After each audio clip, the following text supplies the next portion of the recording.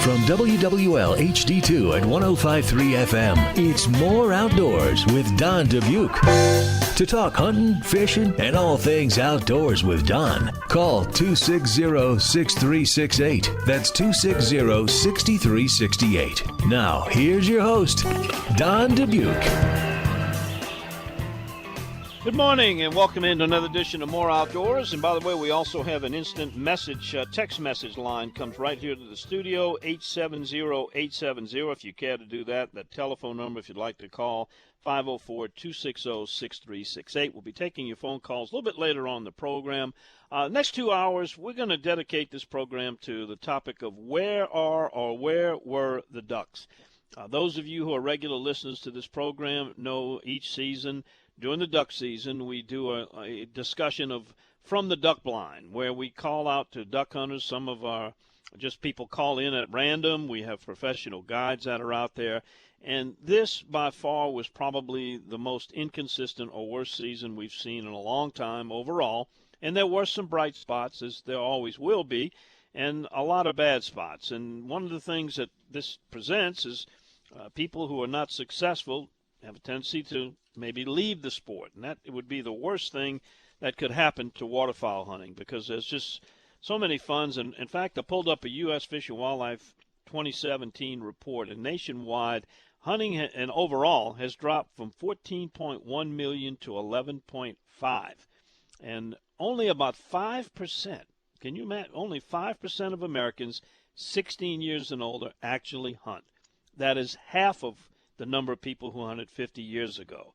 The expenditures are in big decline. That means it cuts into the Pittman-Robertson funds from taxing of the sales of hunting gear, which means less money for state and federal fish and wildlife agencies, mostly for the state because that money is controlled by the federal government and given back to the state based on their license sales. So the key to successful tradition of keeping hunting alive of all types, not just waterfowl hunting, is to keep people participating in that. And in order to do that, one of the main factors is people, they want to be successful when they go. We are going to discuss the next couple of hours where the ducks were, what happened this year, 2019 season are going to be coming up, and what can we look forward to for next year and on into the next decade. We've invited Dr. Tom Morman from Ducks Unlimited. He is the chief scientist for them. He's also Frank Rauer, who is the president and chief scientist for Delta Waterfowl, and Flyway Federation founder Josh Goens. Dr. Morman joins us now. Tom, thanks for taking some time to talk with us this morning. We appreciate it. Hey, good morning, Don. It's a pleasure to be here. I appreciated your comments about the trend in hunters. That was an important observation you made. There is a decline underway, and Ducks Unlimited and lots of other folks are doing recruitment, retention activities to try to reverse that trend. And you get a year like this, and you're right, the worst thing that anybody could do is conclude that a year like this is going to represent future years. This was, by most measures, for me personally, it was my worst duck hunting year. And, gosh, I'm going to give away my age, I guess, but probably going on 40 years. It was a tough year. And so where do you hunt, Tom? I hunt, have a little lease of a couple of harvested rice fields just south of Memphis. And so I'm up in the Mississippi Delta, and, I mean, it was just a really frustrating year. So I appreciate all the hunters out there scratching their head because I was one of them. I have, however, the luxury of some resources to try to sort things out. So I've been studying on this. Actually, I started studying on this, early January. Things were shaping up to look really bad. And I'm going, man, where are these birds? And so, I become a Weather Channel addict, starting usually about October, like most duck hunters. And so I start to piece this thing together in January. And what I sort of figure out here is there's really no single bullet. There's not a smoking gun for a year like this. When you look across, and I looked at a whole bunch of different websites, weather websites, agriculture websites, trying to piece this thing together. And this year was strange in a number of ways. And it wasn't just, us deep south duck hunters who were kind of scratching our head, which was the thing that really got me. One of the things I did was I called and asked for all of our biologists around the country just to give me a report. They're almost all of them are duck hunters, and they're all out there doing it. And what I find is across all 4 flyways from about the mid-latitude south, all of them were just saying, man, this is really poor, really poor, really poor, really slow. And so this was a pretty big anomaly this year. If you go then and you get that kind of an information, there were some bright spots. And that's not to say in the southern latitudes there were some hunters that did well, but by and large most of us struggled. But the bright spots were pretty far north. One of my good friends in upstate New York had a great year.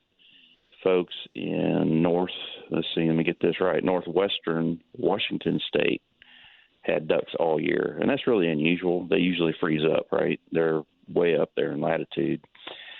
And what's really interesting is for us Mississippi flyway hunters, we often look north to, say, Missouri or Illinois and say, man, the ducks got to be up there. Well, I talked to Andy Radicke, who's the waterfowl biologist for the state of Missouri, and he is getting questions just like everybody else about where are the ducks. And he's telling us, Missouri's likely to have probably one of their worst years on their state conservation areas that they've had in a long, long time, and maybe ever. And so I get all this information, and I'm going, wow, this is really something's going on here that's pretty big. But it is a one-year blip. I think that's an important point. If folks will remember last year, we had some of the coldest weather in the deep south that I can remember in a long time. I know that my lease froze twice for 2 weeks, rock solid. You could drive a four-wheeler on that kind of thickness. And we had ducks. I mean, we had them in spades last year. This year was the polar opposite of that, no pun intended, but it was warm. It was exceedingly wet. So when my poking around on all this, I went on to some NOAA websites. One of the things you can look at is river flow, and one of the websites I looked at has it as a percentile of the 30-year data sets. In other words, it's this year relative to 30 other years of river flow data. What struck me when I looked at that is the entire eastern half of North America, from south all the way north, as far north as, say, Iowa, across Ohio, and up into New York. The vast majority of rivers were at their highest or second highest rate of flow. And this was like early January when we looked at that. And so when you look at stuff like that, and that just tells you how wet this year was at a really, really big scale. It was not a few rivers or even the Mississippi River drainage. This was rivers all across the eastern U.S. So that's an indication of how much water was on the landscape, how much wetland habitat would have been out there for birds to disperse across. So when that happens, if you think about yourself as a duck, and, as duck hunters, we probably know most ducks don't like to get shot at. They just don't. And so it's a disturbance thing. And they're good at finding, they're highly mobile. They can find these areas. When it's wet like this, they got a lot of choices. And when it's wet over that big of an area, man, I can't even contemplate how many choices they must have had this past winter. So what I think we had this year was kind of a perfect storm, a real anomaly of exceedingly wet, and up until about the last 2 weeks of January, really warm. And so wetlands stayed open way north, Iowa, places like that. And just to tell you how tough some of these birds can be, I had to go to Minneapolis. It was right after duck season. I think it was a week after. And that was when the cold snap was making the news. It was 27 below when I stepped off the airplane. So I'd never been in any weather like that. That's cold. Let me just tell you right now, that's cold. And so we're driving to a meeting, and the guy I'm with, who's a native of Minnesota, says, oh, and by the way, up here, I saw some mallards fly across the road. And I said, man, those look like mallards. I said, oh, yeah, they were. So there's a little wetland over here that stays open. I guess it's spring fed. He said there's about 300 mallards and black ducks on it. 27 below, and you got some mallards hanging out in Minnesota. So I think what we're looking at here this year was just a real anomaly. No single cause, but lots and lots of water and really, really warm all the way up. And it was across the continent.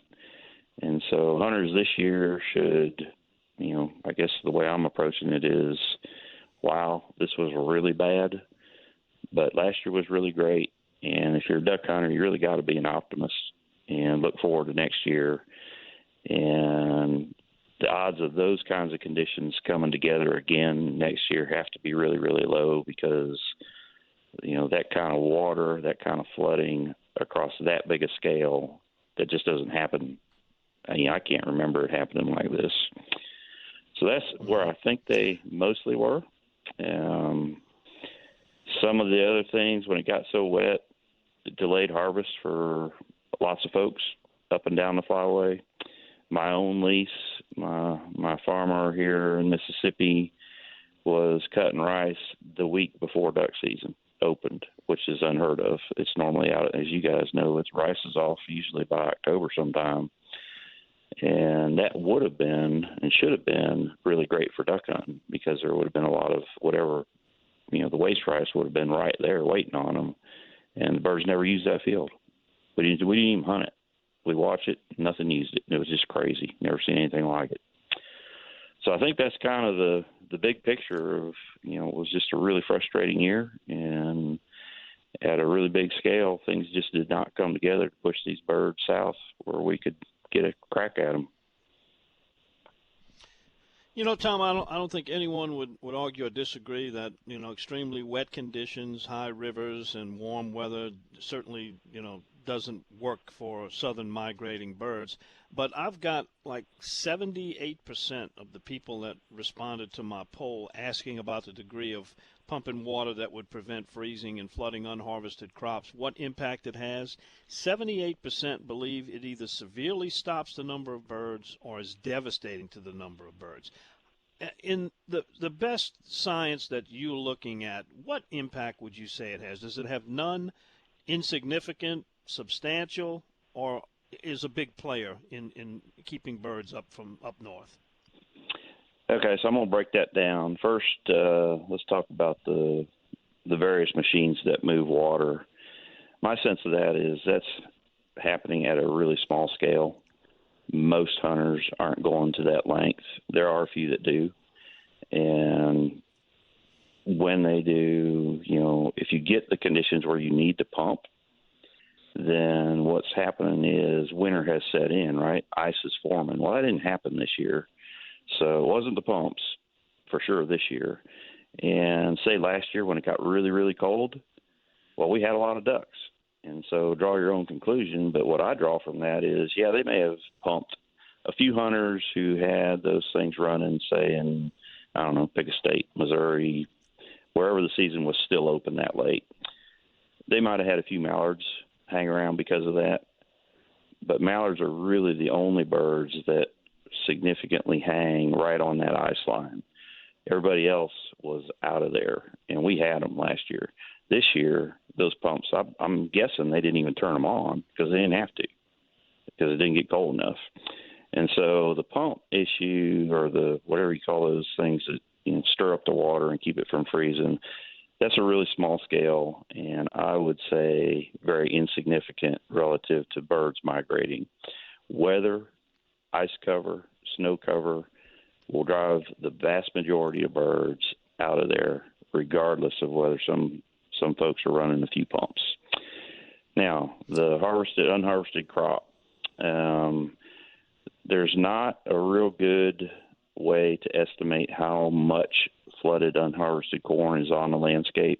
We know in the Mississippi Valley very specifically, so that would be the lower Miss from about Cairo, Illinois, down to New Orleans, say, the traditional Arkansas, Mississippi area. Unharvested crops are about 10% of the managed habitat. And so that's an important distinction. So that would be on public land predominantly, a little bit on private land that we know about.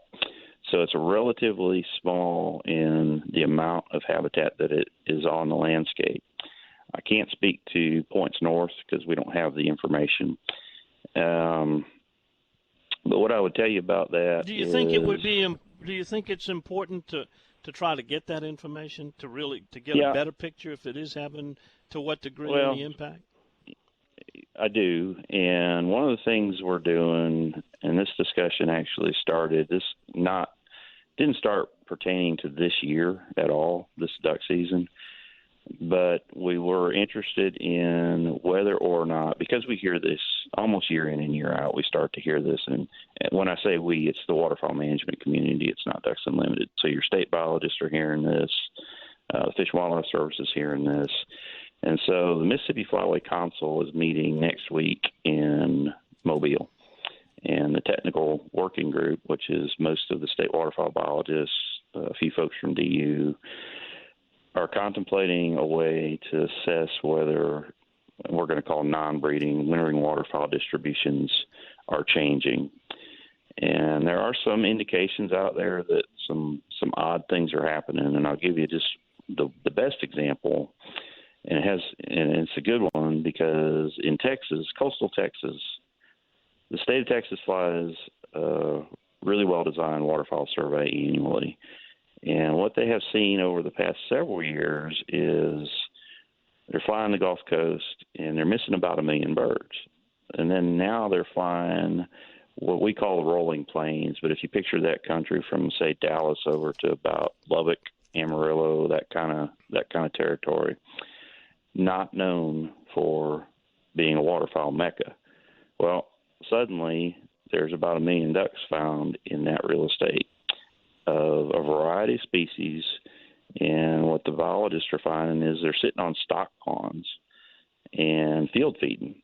And so they're flying out and feeding on dry, harvested grain fields. And so that's an anomaly that we're kind of interested in understanding. Is our birds starting to shift their distributions? Is that a response to hunting pressure? But out there's very little managed waterfowl habitat. And so that kind of flies in the face of the theory of managed habitat somehow, preventing birds from migrating. What I tell you about these birds is Tom, I'm late for a break. Yeah. I got to get to it, but Okay. I'm glad to hear that the Mississippi Flyway Council is going to take that up. And where would we be able to find maybe the minutes from that meeting for the public? Is there a website that they have, or that? They're probably won't be on ours, but I would tell you if you just everybody uses Google. Google the Mississippi Flyway Council. There might be minutes on there. I don't honestly know the answer to that, but that's what I would do if I were looking for them, and start to look at it that way. Likewise, all these websites. Well, let's hope for a much better season. Yes, sir. Right. I'm sure it will be. Thank you, Tom. Appreciate your time this morning. Thank you, Don. Thanks for having me on. Tom Anytime. Morman. Sure. Talk to Tom Morman with Ducks Unlimited. Coming up next, we have Dr. Frank Rauer with Delta Waterfowl. We'll ask him same question. Where were the ducks this year? Also coming up a little later on, Josh Goens, the founder of the Flyway Federation. You're listening to More Outdoors on WWL 105.3 FM HD2, and we're live streaming at DonTheOutdoorsGuy.com. Me and my no good friend, Sean, going fishing again. If you love wild game and seafood, but not crazy about cooking and cleanup, then be at the Rummel High Beast Feast, Wednesday, March 27th. Sample alligator sauce pecan, bacon wrapped quail, venison and duck tamales, nutria tacos, charbroiled oysters, black and red fish, and food at over 20 booths staffed by Rummel alumni camp chefs, Dragos, and Chef John Foltz. Enjoy craft beers, raffles, and a live auction to benefit Rummel Alumni Association. Wednesday, March 27th, 5:30 on the Raider Field on Severn Avenue in Metairie. Advance tickets and reserve group tables at RummelRaiders.com.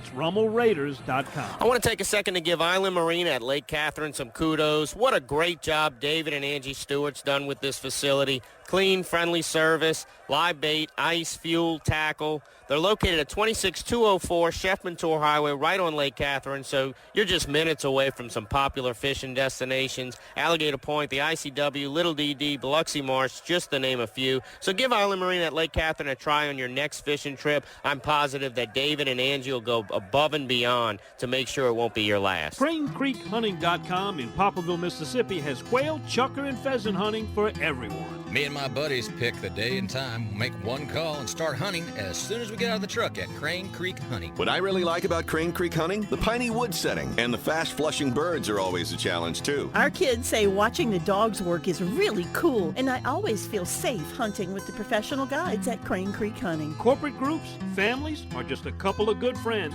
morning or evening guided hunts over pointing dogs, 12 quail per hunter for only $175 per gun. Or like me, bring your dogs. Gracie, Millie, and Ava love it. You will too. CraneCreekHunting.com in Poplarville, Mississippi. An easy drive from anywhere along the Gulf Coast.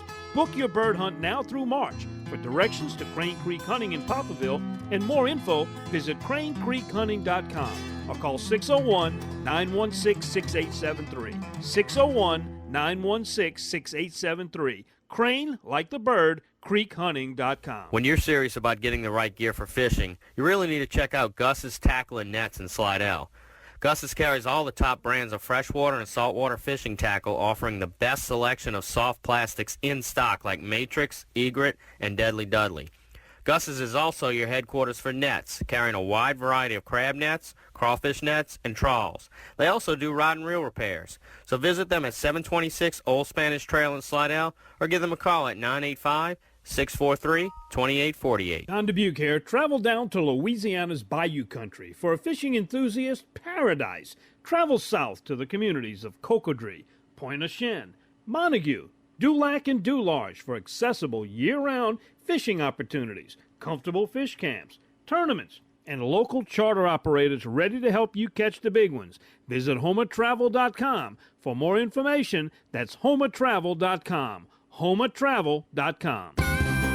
Now back to more outdoors with Don Dubuc on WWL HD2 at 105.3 FM. To talk to Don, call 260-6368. That's 260-6368.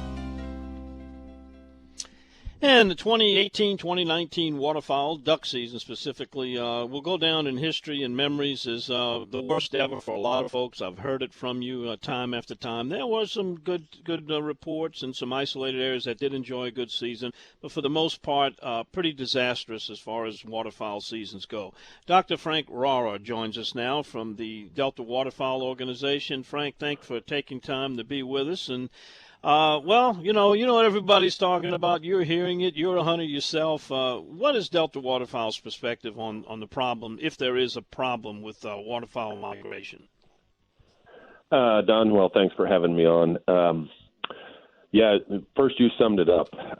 We get tons of reports from hunters, and I got to tell you, I heard from one hunter in Louisiana that was happy this year that did pretty well. He did, not as well as he'd like, but every other report was just terrible. And so there's no doubt that this was a really tough year for Louisiana.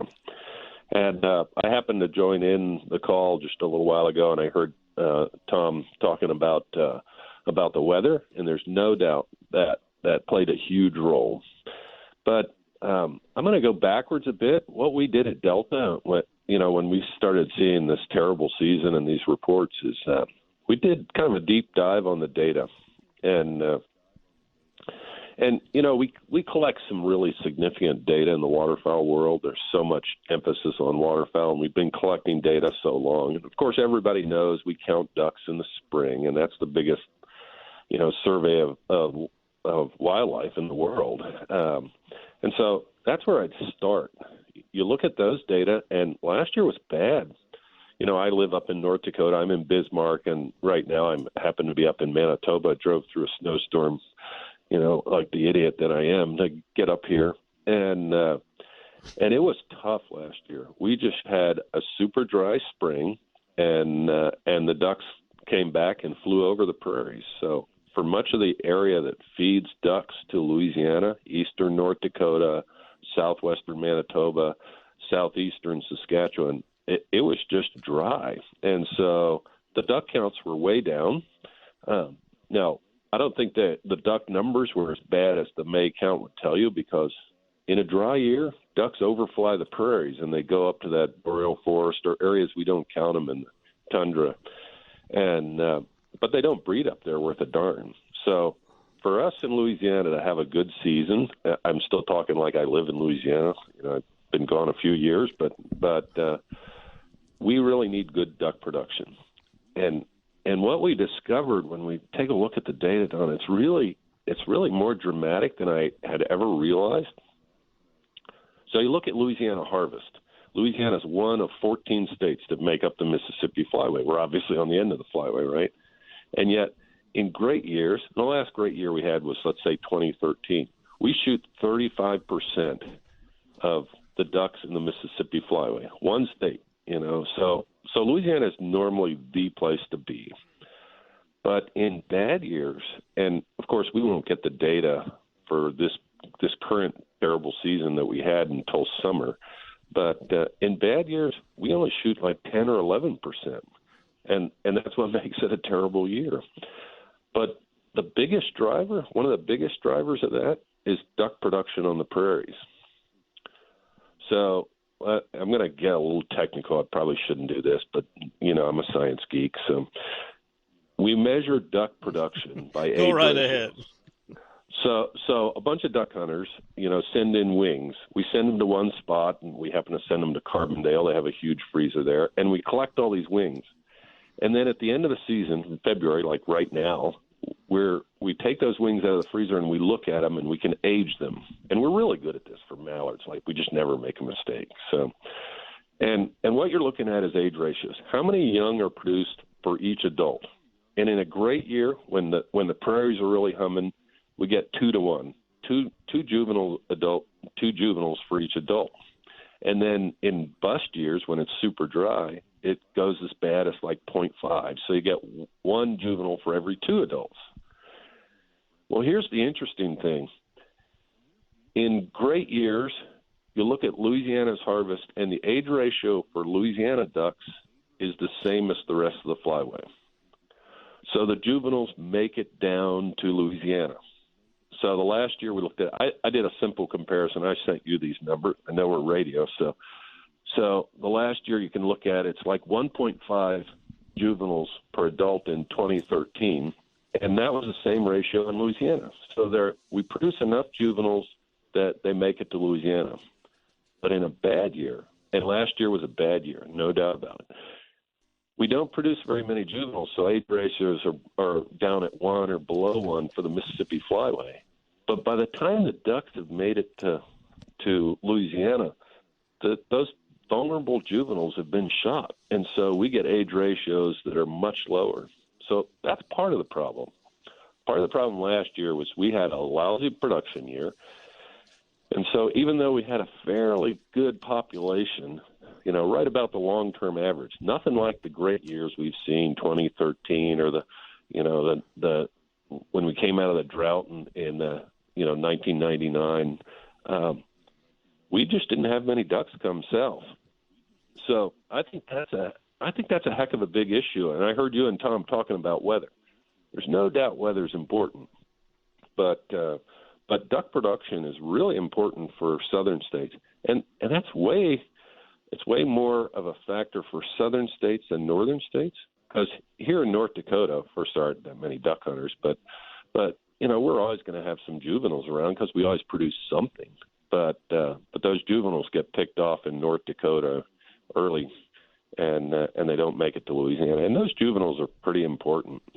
They're just the guys that come in and decoy well and respond to calls. And when you get a bunch of old ducks in the Flyway, you get trouble. So I think that's something you and Tom, I didn't hear the first part of Tom's conversation with you, but that's a really important thing for the southern end of the Flyway.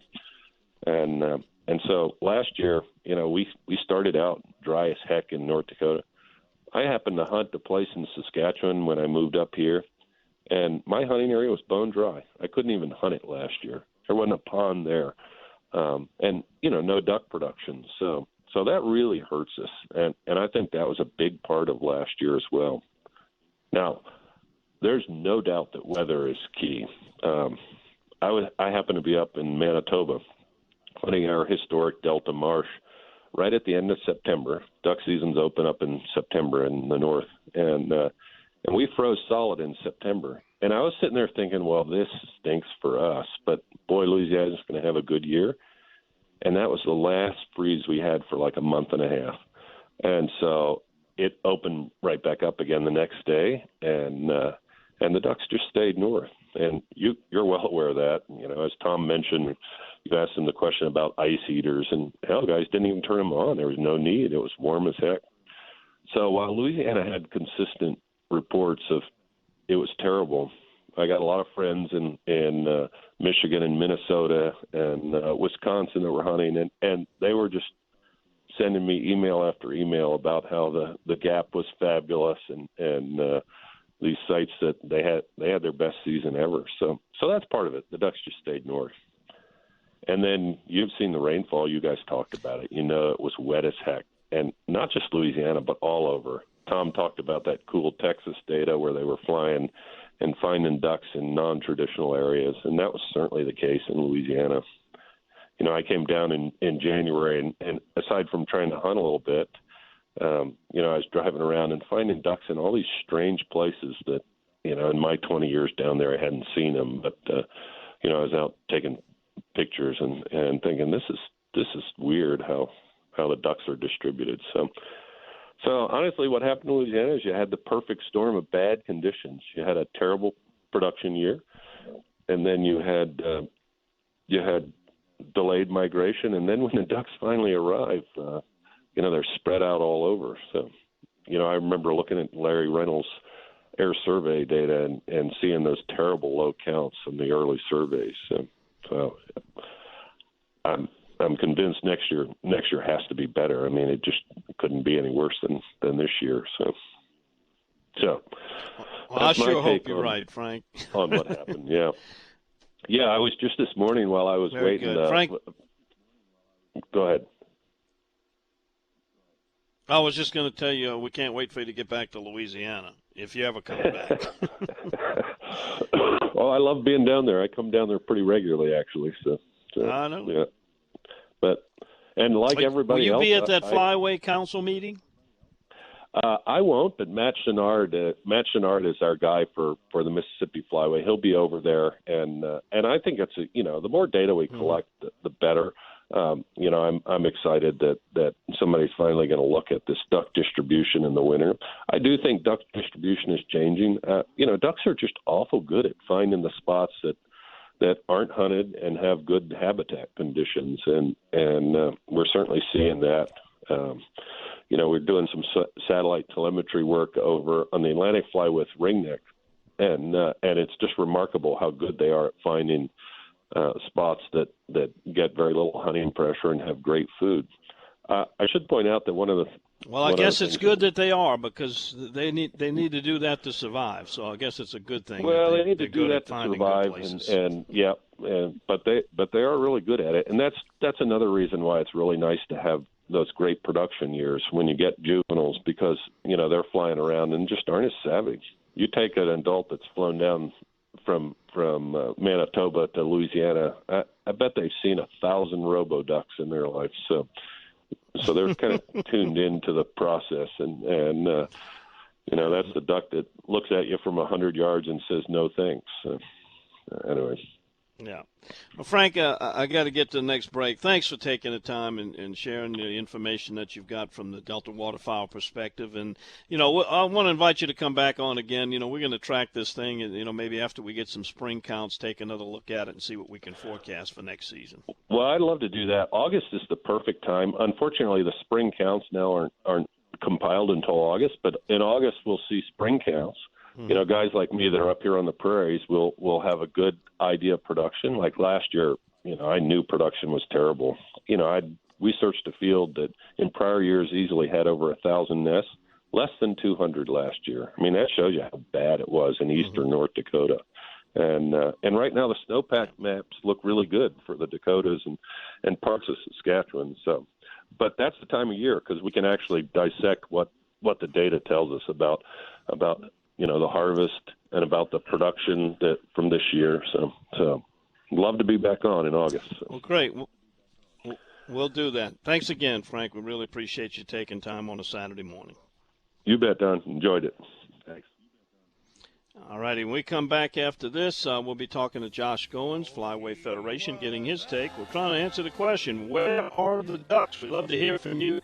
Text us at 870-870. We got a few text messages in. If you want to call and chat with us, 504-260-6368. That's 504-260-6368.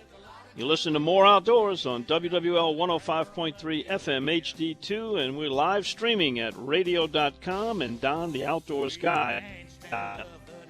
Wait till the coming of the dawn.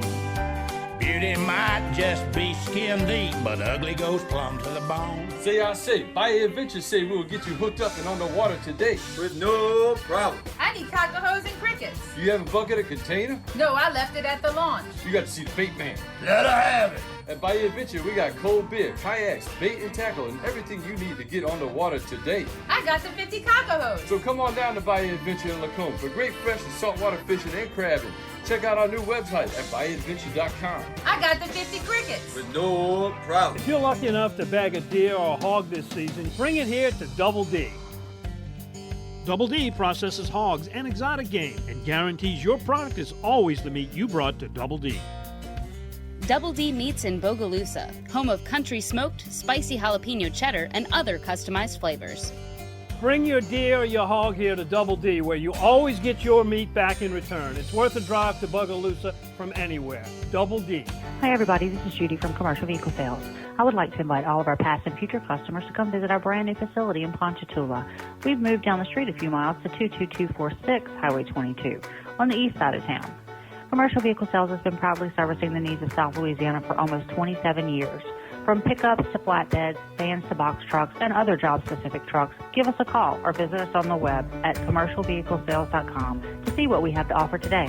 For years, you've used Standard Mapping's aerial photo maps to get to your hunting and fishing hotspots. Now available are Standard Mapping's e-cards. They're SD cards containing aerial photo image data that replaces the background map on your Lowrance HD GPS. Whether you need visual access to Delacroix, Venice, the Atchafalaya Basin, or any of the many areas these e-cards cover, travel like a pro, even if you've never been there. To order, go to dontheoutdoorsguide.com and click on Outdoor Mall. dontheoutdoorsguide.com and find e-card maps at Don's Outdoor Mall. Update. Garmin version e-cards now available in Don's Mall at dontheoutdoorsguide.com. Get your Bayou Wild Collection soft tee or dry fit fishing shirt at BayouWildTV.com. Show you're a proud Bayou Wild supporter and get both today at BayouWildTV.com. If you're a proud Bayou Wild TV viewer, check out the Bayou Wild TV Collection shirts. Both regular tee and long sleeve dry fit are a perfect fit for any outdoorsman or woman who lives and plays in Bayou country. And they make perfect gifts. Go to BayouWildTV.com. You're listening to More Outdoors with Don Dubuc on WWL HD2 at 105.3 FM. To get a line in the water, call 260-6368. That's 260-6368. Now, once again, from the heart of Sportsman's Paradise, here's Don. All right, if you've been following along, trying to get an answer to where were the Ducks, you just heard from Dr. Tom Morman, Ducks Unlimited, and also Dr. Frank Rauer of Louisiana Delta Waterfowl. And now we talk to Josh Goens, the founder of the Flyway Federation. Josh, good morning. Thanks for taking time to talk with us. Good morning. Thanks for having me. Josh, DU, Delta Waterfowl organization, has been around for a long, long time. People know them. Perhaps some of the people may be hearing of the Flyway Federation for the first time. Tell us about the organization. Yes, sir. I started doing research about 8 years ago whenever I was seeing a lack of the migration.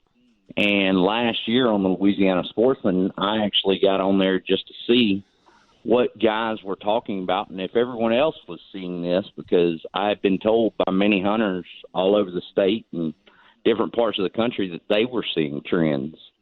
And so I started Flyway Federation to try and fix what was changed in the migratory bird treaty and to try to help restore fair chase in the flyway. Okay, we just heard from the two top scientists with those two organizations basically saying perfect storm. They both concurred. Dr. Rao a little bit more emphatic that low production was largely to blame. Certainly, we all know wet, warm weather, not good for waterfowl migration. Your organization and a lot of my listeners that are participating, to the tune of about 78% of them, believe that what goes on north of us, up the flyway, pumping water that prevents freezing and flooding into unharvested crops, mainly corn, that this actually alters significantly, in some cases devastating, to the number of migrating birds. What has your research shown, and what is Flyway Federation's opinion on that?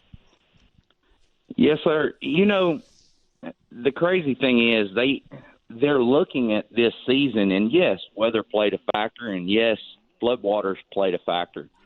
But they don't talk about birds migrating off a photo period. They also said that this is going on a very small scale, but yet they brag about conserving millions of acres. So as 10% of those millions of acres is unharvested crops, or they're utilizing pumps or ice eaters or whatever mechanism that they're doing to keep water open. Well, if you look at Duck Use Day study, if 1 acre can support roughly, of unharvested crops, can support roughly 25,000 ducks for 1 day, well, whenever you factor in millions of acres further up the flyway, they can control tons of birds and concentrate them on small areas. And this isn't just being done on public land or private lands. It's being done on public lands as well to offer opportunities to them. But the fact is, the birds migrated off a photo period. Originally, yes, some hardier birds would stay behind, but for the most part, you can look at the trend data, and the trend data will show you that birds prior to the law change migrated to Louisiana and further south. Well, now they're no longer doing that. They're staying further up north. And now they're saying that weather plays a huge factor. Well, even if we got 2 foot of snow, it's still not going to play a factor because you have crops above that snow and ice. I mean, Canada this year had record snowfall in early October that they haven't had in decades. Missouri broke records for early winter in November. And I'm not saying that historically they didn't thaw out, because you can look at the weather data and it will tell you. But whenever you look at weather trends and migration trends, it goes straight down from the time after the 1998 migratory bird treaty reform.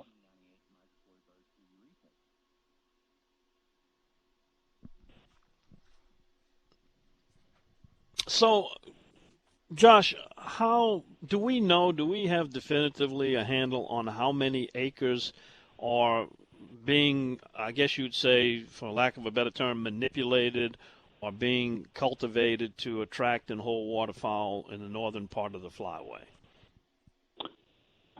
Mr. Don, in everything that I can find, whenever you look at the different conservation programs, you're looking at hundreds of millions of acres that's either been through the program, and currently I think there's 32 million acres in various programs. Well, 10% of 30 million, you're looking at large acreage that this practice is being utilized on. And people don't realize that. They say it's done on a small scale, but 10%, that's huge. Josh, if you'll hold on, we're going to take a break here. When we come back, I got a lot of text messages in, some comments from some of the listeners, and I'll share those with you. And if we get some calls, 504-260-6368. You can talk to Josh Goens with the Flyway Federation. Do you believe that pumping water that prevents freezing and flooding unharvested crops north of the Flyway in the northern section is actually altering the waterfowl migration down here in the south? We'll be right back with Josh Goens right here on More Outdoors, WWL 105.3 FM HD2. Out in the pup tents, out on the grass, they all be dreaming about the 5-pound bag. Hi, I'm Jack Daly, and I'm a sixth-generation farmer. Aside from land, Louisiana Land Bank also makes great equipment loans. Currently, I have 2 loans with Louisiana Land Bank to finance tractors on our operation. We farm corn, soybeans, cotton, and still have some beef cattle. Doing business with Louisiana Land Bank is really easy, and they get agriculture. It gives me a lot of confidence that our bank has been in business for 100 years. Louisiana Land Bank. They understand what farmers do and what farmers need. Hi, my name is Patty, and if you hunt, fish, or find yourself working in Plaquemines Parish, you're invited to stay at my place, Patty's Place in Buras. That's my mom, Patty Williams, founder of Patty's Place in Buras, where we're continuing her tradition of being your home away from home. When you're out fishing, hunting, visiting, or working in Plaquemines Parish, call me, Nicole, at 504-912-3786 or see us at pattysplace.net. That's pattysplace.net. If you love wild game and seafood but not crazy about cooking and cleanup, then be at the Rummel High Beast Feast, Wednesday, March 27th.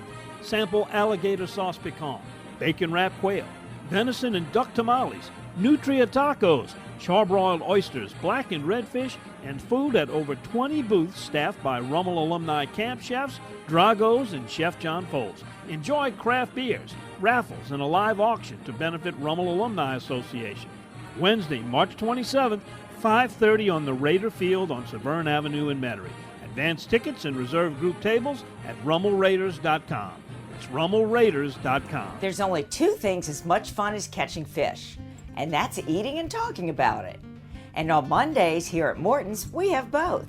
Hi, this is Dawn Davis inviting you to enjoy some delicious seafood and talk fishing with host Don Dubuc and Martha Spencer as they tape Bayou Wild TV during lunch on location here at Morton Seafood Restaurant and Bar on the banks of the Chafuncta River in Madisonville. Great seafood and fishtails. It doesn't get any better than that. Check BayouWildTV.com for dates and times or call and make a reservation at 985-845-4970 for Mondays at Morton Seafood Restaurant and Bar. Time to head back outdoors with Don Dubuc on WWL HD2 at 105.3 FM. To ask a question, call 260-6368. That's 260-6368. And we'll get to those callers in just a second. If you prefer to text us, it's 870-870. We're talking with Josh Goens of the Flyway Federation. The show this morning, the question is, where are the ducks? Where are the ducks? Are they coming back? Is the migration patterns being altered? And what are the causations?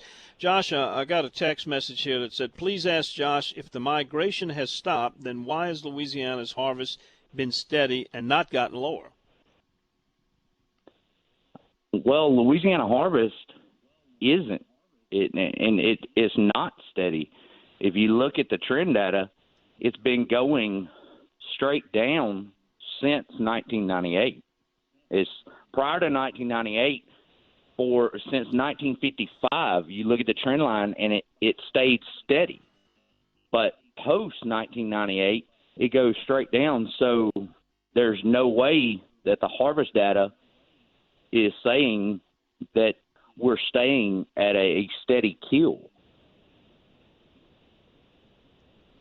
I got another text, Josh, that says the Migratory Bird Treaty doesn't read that it changed for the worst. It strengthened it. Actually, your thoughts on that? If you go to flywayfederationusa.com and look at the peer document that was written by a government whistleblowing group, it will tell you that it wasn't changing to strengthen it.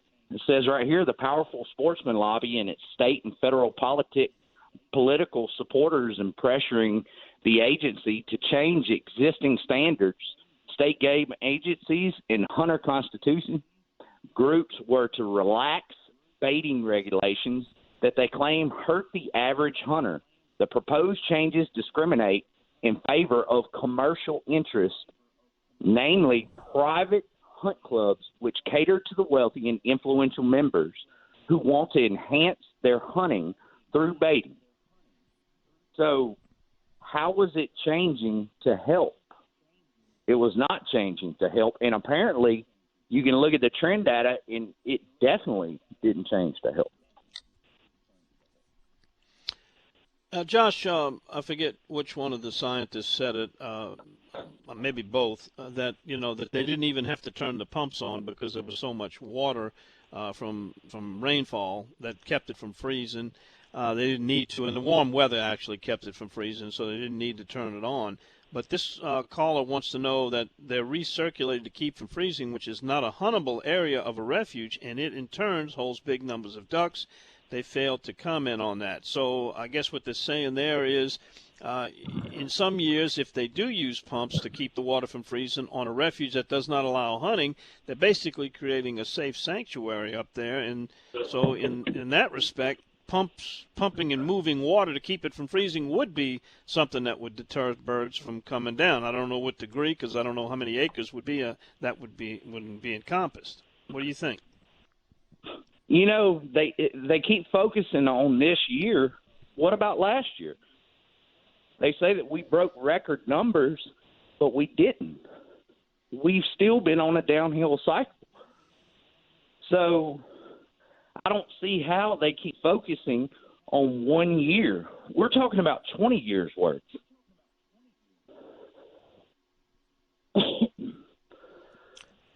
Josh, I got another one wanting to know, is there a link or on your website that your research has shown? I've seen a lot of it.